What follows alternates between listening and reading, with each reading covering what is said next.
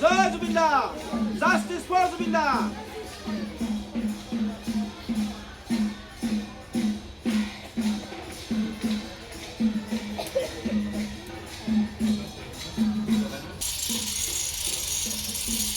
চাৰ্জশ্বিটৰ কপিটো আমি পোৱা নাই। যিখিনি খবৰ পাইছোঁ সংবাদ মাধ্যমৰ জৰিয়তে পাইছোঁ, আৰু মই নাভাবোঁ যে সংবাদ মাধ্যমৰ 2000 কিমান পৃষ্ঠাৰ এখন চাৰ্জশ্বিট দাখিল কৰাৰ লগে লগে অধ্যয়ন কৰিবলৈ পাইছে বা অধ্যয়ন কৰিব পাৰিছে। গতিকে মোৰ যিকেইটা কথা সন্মুখলৈ আহিছে সংবাদ মাধ্যমৰ জৰিয়তে, প্ৰথম কথাটো হ'ল যে কেইজনমানক জুবিনদাৰ হত্যাকাণ্ডৰ বা চক্ৰান্তমূলক হত্যাকাৰী হিচাপে দোষী সাব্যস্ত কৰা হৈছে চাৰ্জশ্বিটত। আৰু এজন সন্দীপন গাৰ্গ, তেখেতক মানে গোটেই নেগলিজেঞ্চিৰ কাৰণে তেখেতক দোষী সাব্যস্ত কৰা হৈছে। আৰু দুজন তেখেতৰ যি দেহৰক্ষী আছিল, অসমত আছিল, তেওঁলোক দুজনক বিশ্বাস ভংগকাৰী হিচাপে দোষী সাব্যস্ত কৰা হৈছে। গতিকে যিকেইজন মানুহক আটক কৰা হৈছিলে বা যিকেইজন এতিয়াও জেলত আছে, কাৰাগাৰত আছে, আটাইকেইজনকে বিভিন্ন ধৰণে দোষী সাব্যস্ত কৰা হৈছে। তো মূল সিদ্ধাৰ্থ, শেখৰ, শ্যাম কানু মহন্ত আৰু অমৃত প্ৰভা, এই চাৰিগৰাকী হত্যাকাণ্ডৰ লগত জড়িত বুলি চাৰ্জশ্বিটত উল্লেখ কৰা হৈছে, সেই ধাৰা লগোৱা হৈছে। এতিয়া বিচাৰ প্ৰক্ৰিয়া চলিব। আমি আশা কৰিছোঁ যে বিচাৰ প্ৰক্ৰিয়া খুব ফাষ্ট ট্ৰেক আদালতৰ জৰিয়তে খৰতকীয়া হওক। তাৰ লগতে যিসকলক SIT-য়ে হেৰিলৈ মাতিছিলে, গতিকে তেওঁলোকৰ সাক্ষ্য লোৱা হৈছিলে, গতিকে তেওঁলোকক কোৰ্টে আকৌ বিচাৰিব।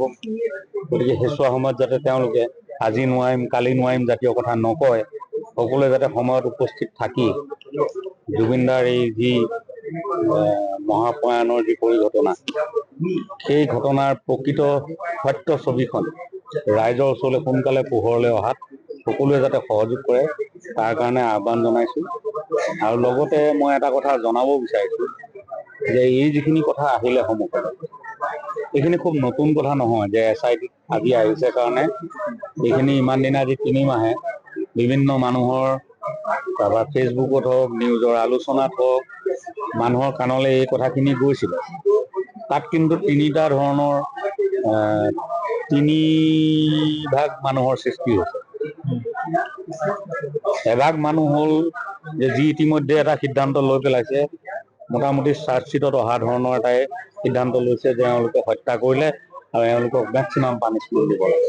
গতিকে তেওঁলোকে নিজাকে এটা জাজমেণ্ট লৈ পেলাইছে।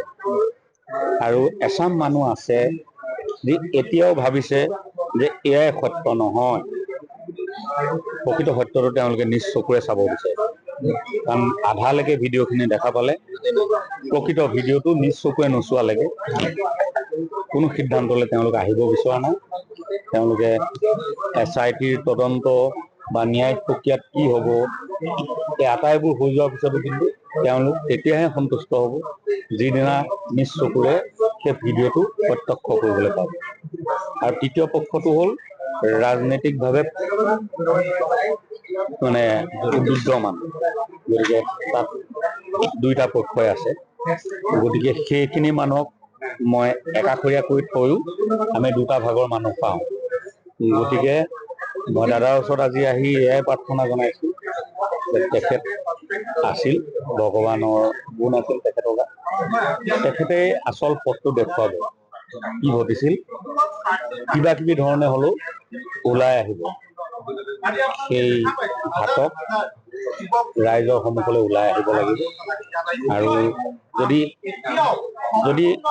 কোনো ধৰণৰ বিশেষ ঘটনা ঘটাও নাছিল, তেনেহ'লে সেই ন্যায়টো তেখেতে দি যাব লাগিব। গতিকে এইখিনিয়ে মোৰ ক'বলগীয়া। ৰাইজ অধৈৰ্য হ'লে নহ'ব, সকলোৱে ধৈৰ্য ধৰক। গোটেই ঘটনাটো প্ৰকৃত সত্যটো প্ৰকাশ নোহোৱালৈকে আমি কোনো ক্ষান্ত নহওঁ, আৰু সকলোৱে খালি ধৈৰ্য ধৰিব লাগিব, ঐক্যবদ্ধ হৈ থাকিব লাগিব। আচলতে আমি সেইদিনাই মানসদা আমি সিদ্ধান্ত লৈছিলোঁ যে এইটো এটা বিশেষ দিন আমাৰ কাৰণে। কাৰণ কিয় আমি দিনে ৰাতিয়ে আমি মাত মাতি আছিলোঁ, যুঁজখন যুঁজি আছোঁ। যে জুবিন দাই ন্যায় পাব লাগে আৰু এখোজ আচলতে আজি আগবাঢ়িছে। কাৰণ কিয় যিকেইগৰাকী অভিযুক্ত আছিলে, যিকেইগৰাকীক লৈ আমি প্ৰতিবাদ কৰিছিলো যে তেওঁলোকক গ্ৰেপ্তাৰ কৰিব লাগে আৰু তেওঁলোকে মূল কালপিত হয় আৰু জুবিন দাৰ হত্যাৰত তেওঁলোক আছে জড়িত, আৰু তেতিয়া সেইটো কাৰণে আমি জেল হাজতলৈ যাব লগা হৈছে, সকলোৱে জানে কাৰাগাৰত আছো। কিন্তু তেওঁলোকক গ্ৰেপ্তাৰ হ'ল, তাৰপিছত এতিয়া চাৰ্জশ্বিট আজি 3 মাহৰ মানে 3 মাহ হৈ গ'ল বুলি ক'ব লাগিব। আৰু আজি যি ঐতিহাসিক আচলতে সেই যিখন চাৰ্জশ্বিট আজি দাখিল কৰিলে, আৰু এই ক্ষণটো অসমবাসীৰ কাৰণে এক মানে চিৰস্মৰণীয় হৈ ৰ'ব।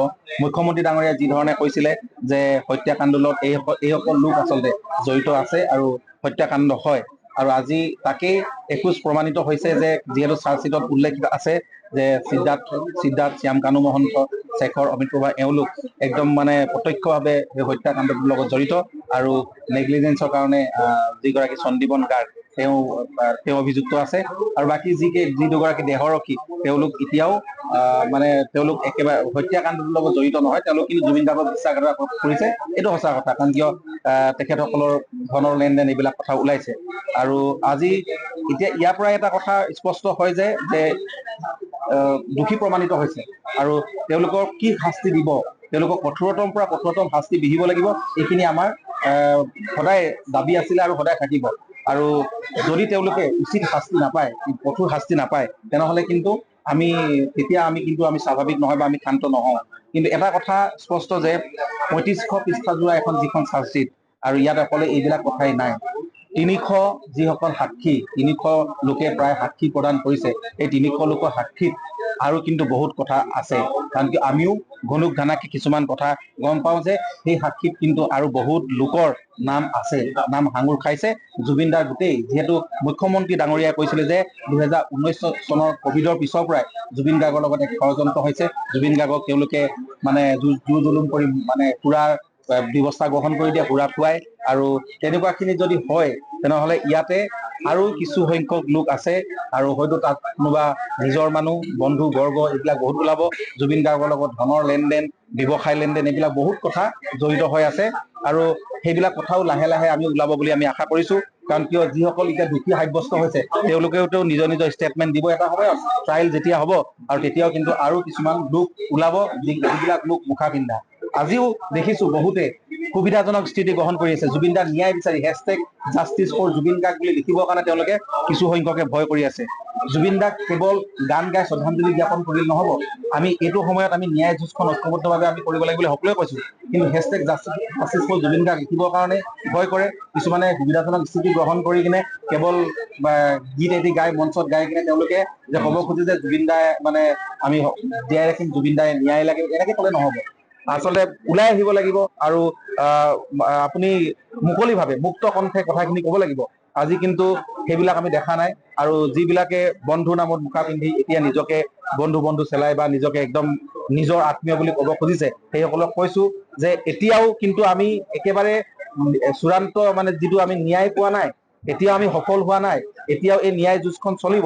কিন্তু আজি চাৰ্জশ্বিট দাখিল হৈছে, এটা এখোজ আমি আগবাঢ়িছে, আৰু এই যে যি কেইগৰাকী কালপিত, এই কালপিত কেইগৰাকীক মুখ্যমন্ত্ৰীয়ে কোৱা ধৰণে কিন্তু আজি তেওঁলোকক দোষী সাব্যস্ত কৰিছে। আজি চাৰ্জশ্বিটত তেওঁলোকৰ নাম উল্লেখ আছে, তেওঁলোকে কেনেকে ধৰণে কি প্লেনিং কৰিছিলে এই গোটেই কথাখিনি আছে।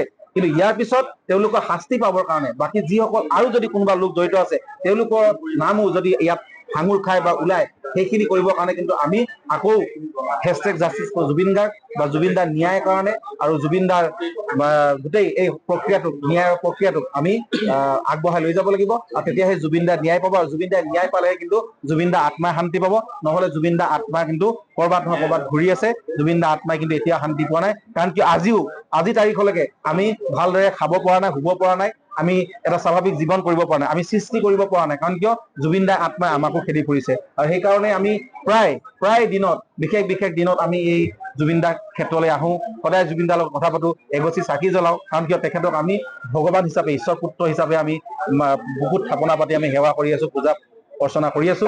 আৰু এটাই কম যে এই জুবিন দাৰ ন্যায় যুঁজখনত আমি ন্যায় পাবই লাগিব, আৰু আজি এখোজ যে আগবাঢ়িছে, আৰু আমি আজি যিখিনি কথা শুনিছো বা SITয়ে যিখিনি তদন্ত দাখিল কৰিছে, চাৰ্জশ্বিটত উল্লেখ কৰিছে, সেইখিনিক লৈ আমি অকণমান ক'ৰবাত নহয় ক'ৰবাত আমি অকণমান সন্তুষ্ট লাভ কৰিছো।